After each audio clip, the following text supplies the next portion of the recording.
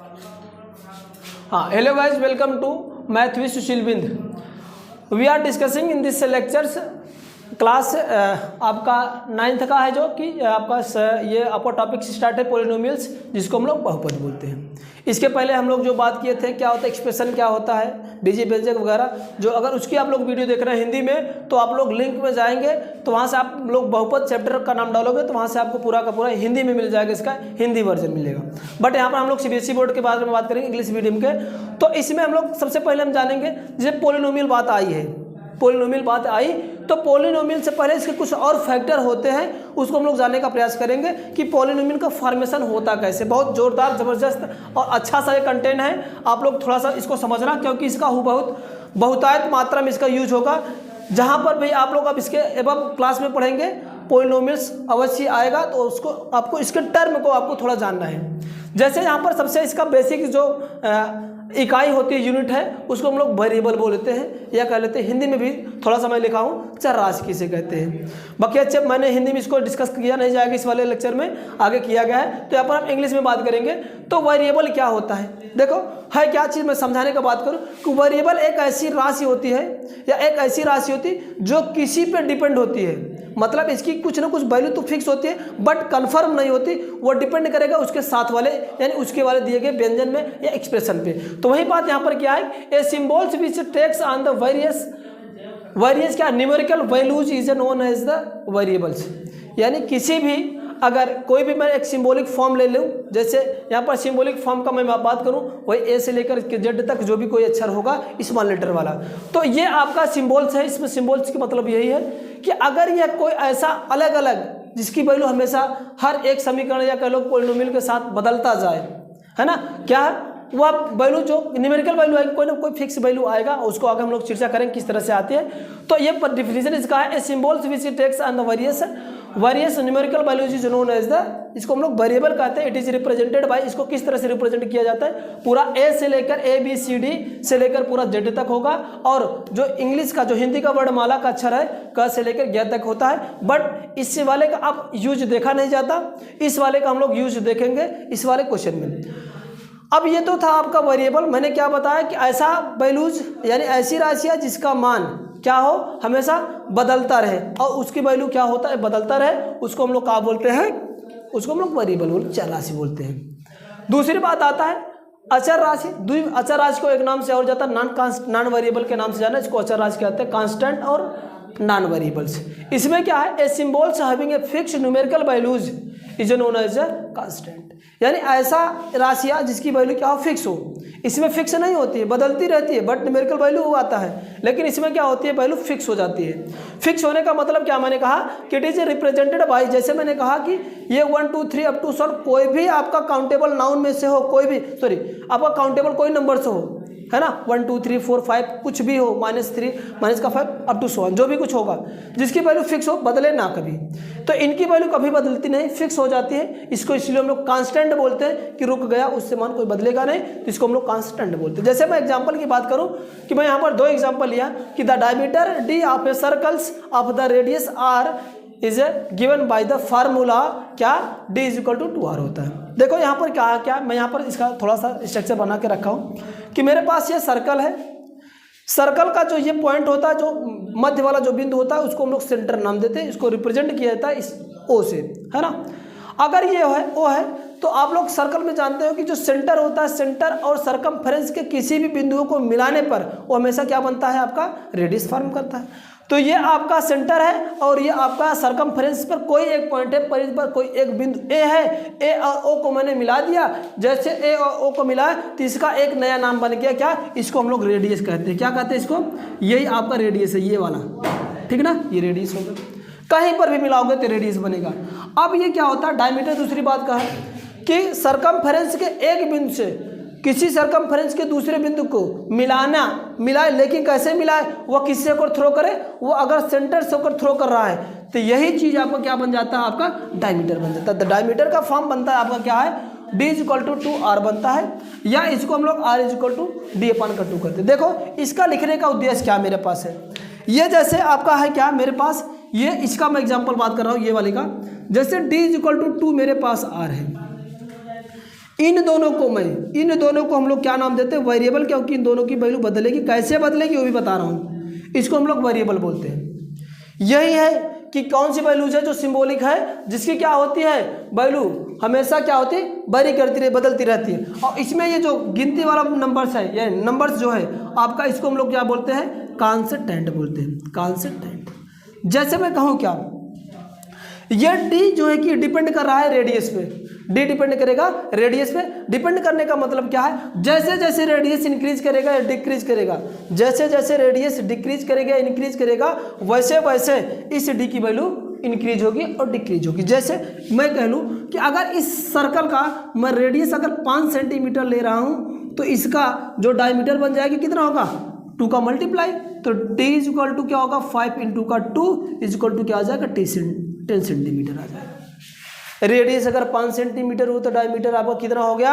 आपका कितना हो गया? 10 सेंटीमीटर। अगर रेडियस को मैं 4 सेंटीमीटर ले रहा हूँ तो डायमीटर कितना बन जाएगा आपका? डायमीटर क्या बन जाएगा? 4 गुणे का 2 बन जाएगा, तो आ जाएगा 8 सेंटीमीटर।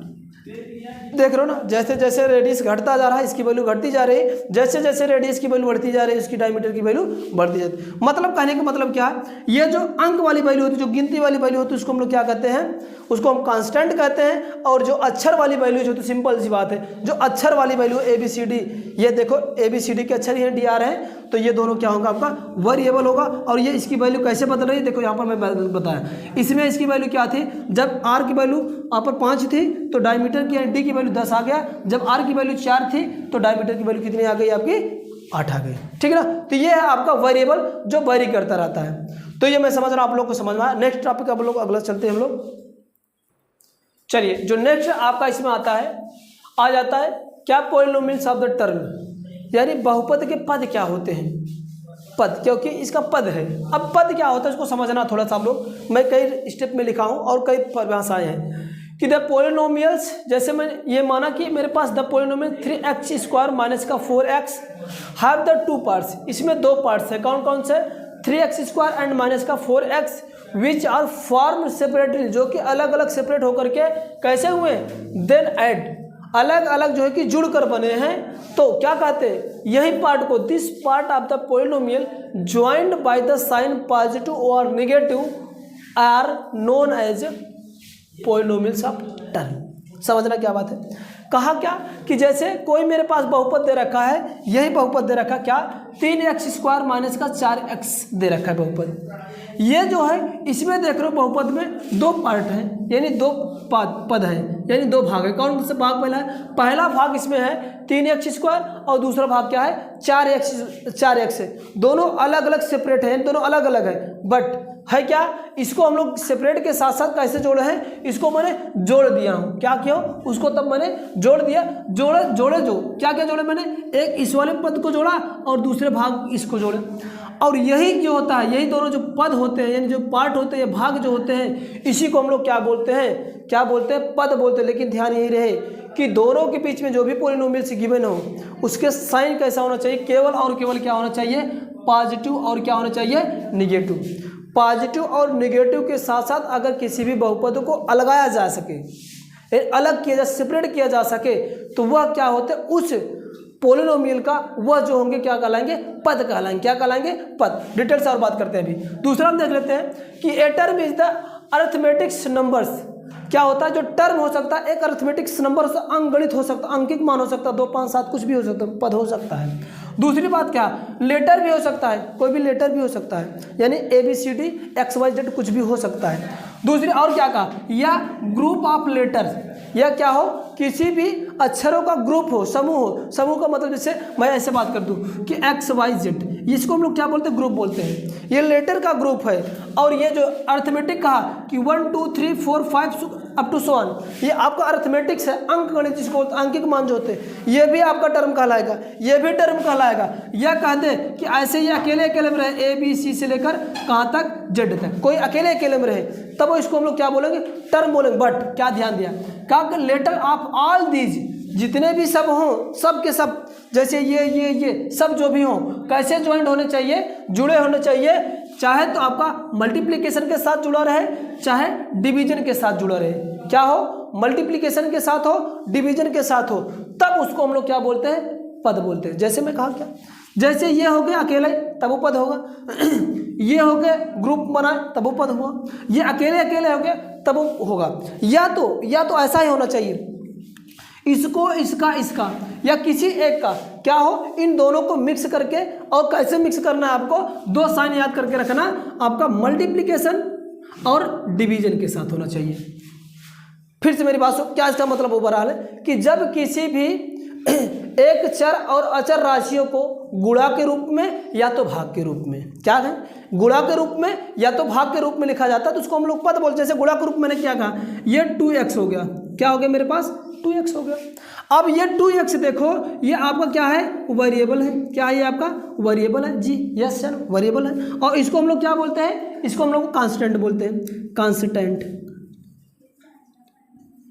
ये कांस्टेंट हो गया। अब देखो दोनों के बीच में क्या है, कोई साइन नहीं दिख रहा है, जहां पर एक कांस्टेंट और एक आपका नॉन कांस्टेंट वाली वैल्यू हो, उनके बीच में हमेशा क्या माना जाता है, आपका मल्टीप्लिकेशन माना जाता है। क्या माना जाता है, मल्टीप्लिकेशन माना जाता है, वो मल्टीप्लाई होता है।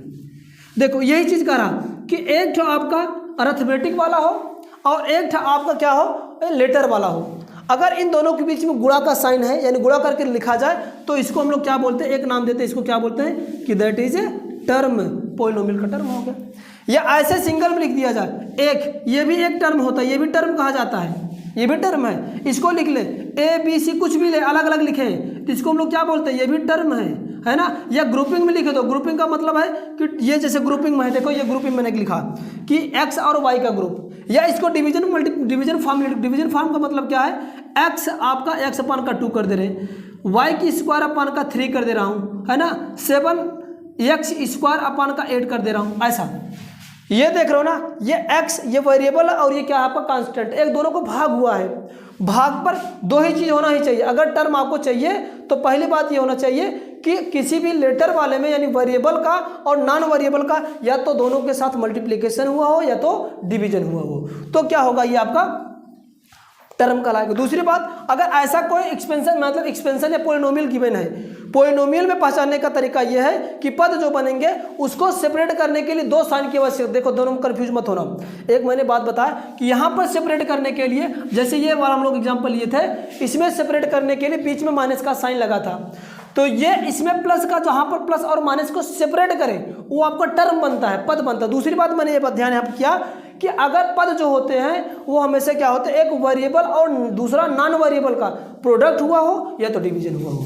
जैसे यहाँ पर मैंने प्रोडक्ट की बात बताया, यहाँ पर प्रोडक्ट बना तब भी एक टर्म हुआ, और इन सब में देख रहे हो क्या है, आपका डिवीजन हुआ है ना। देख रहे हो सब में क्या है, वेरिएबल में कांस्टेंट का डिवीजन किए हैं, तो ये भी आपका टर्म बनता है, ये भी टर्म है और ये भी टर्म है और ये भी टर्म है और ये दोनों भी टर्म है, ठीक है ना। और मैं कुछ इसके लिए एग्जांपल ये लेके बैठा हूँ, उसको भी मैं बात कर लेता हूँ, इसको थोड़ा सा मैं हटा दे रहा हूँ। अगर आप लोगों को लिखना तो स्क्रीनशॉट इसके लिए लीजिए। चलिए अब दूसरा मैं एग्जांपल ले रहा हूँ, ये वाला एग्जांपल। जैसे यहाँ पर देखो इसमें कितने भाग हैं, 2 पार्ट हैं, क्या है। अब ये भाग कैसे पहचान पाओ कितने भाग हैं, मैंने बताया क्या, यहाँ पर ये बताया गया है कि अगर बीच में साइन कौन कौन से हों, अगर कोई पोलिनोमियल्स गिवन है, अगर पोलिनोमियल्स के बीच में धन वाला चिन्ह और माइनस वाला चिन्ह है तो वही सेपरेट करेगा उसके पद को।